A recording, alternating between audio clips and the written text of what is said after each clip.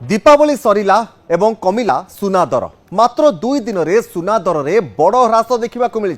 गतकाली गोटे दिन रे सर्वाधिक 6% ह्रास होईछि सुना दर रे। सुना 10 ग्राम पिछा प्राय 6700 टंका कमी। कारण सेहीपरि भाव में दीपावली एवं धनतेरस पर्व कमिबा परे जिबा परे सुना रेट धीरे धीरे कमुथिबा बेले रूपा रेट मध्य रेकर्ड अनुसार कमिबा मध्य आरंभ हेलानी। रूपा दर रे रेकर्ड 12,000 टंका ह्रास परिलक्षित होईछि। 1,59,900 टंका को खसी आसी रूपा दर। रूपा दर क्रमागत भाव में ह्रास पाउछिबा मध्य सूचना रहुछि।